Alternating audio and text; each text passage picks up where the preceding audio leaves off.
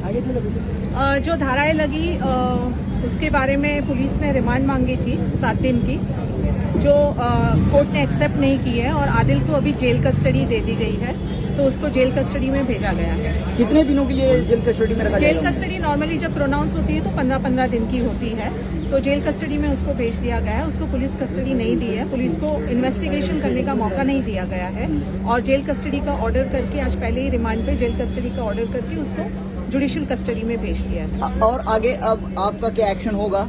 अभी एक्शन यही होगा कि आदिल जब बेल एप्लीकेशन सेशंस कोर्ट में फाइल करेंगे तो हम उसे अपोज करेंगे और उसके हिसाब से आगे की जो भी लीगल कार्रवाई होगी हम उसको फॉलो करेंगे और हम उसको अपोज करेंगे। राखी के पक्ष में आपने क्या क्या बातें रखी? राखी के पक्ष में आपने सुना ही होगा कि कस्टडी की क्यों जरूरत थी, क्योंकि उसने पैसे चुराए थे, राखी के वीडियोस बना के उसको ब्लैकमेलिंग करता था और दूसरी लड़कियों के साथ रिलेशनशिप थी। कस्टोडियल इंटरोगेशन जरूरी क्यों था, उन सब चीजों पे बहस हुई, लेकिन कोर्ट ने उसको एक्सेप्ट नहीं किया है।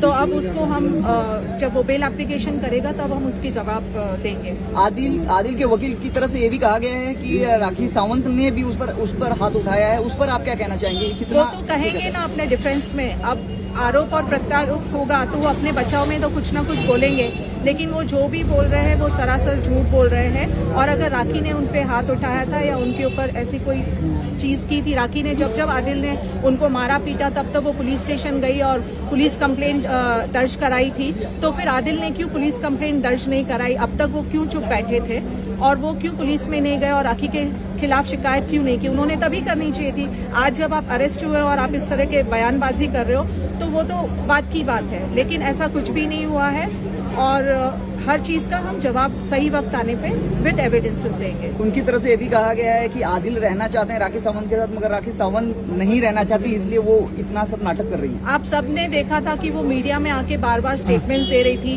वो पोस्ट कर रही थी कि वो आदिल को वापस बुलाने के लिए कितनी जद्दोजहद कर रही थी, कितनी सारी बार उसको रिक्वेस्ट कर रही थी, सारे फ्रेंड्स के थ्रू, इवन वाहिद के थ्रू उन्होंने बात करने की कोशिश की, उनको बुलाया गया पर उन्होंने नहीं माना। और आखिर में आके जब मारा पीटी की और राखी के साथ जब बदसलूकी की और उसको जब ब्लैकमेलिंग करना शुरू किया तो राखी के पास कोई ऑप्शन नहीं था, इसलिए उसने एफआईआर दर्ज करा दी।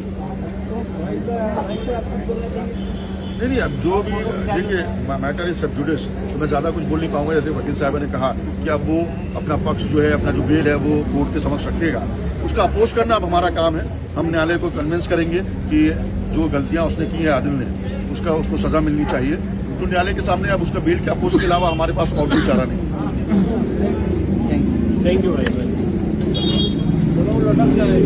है?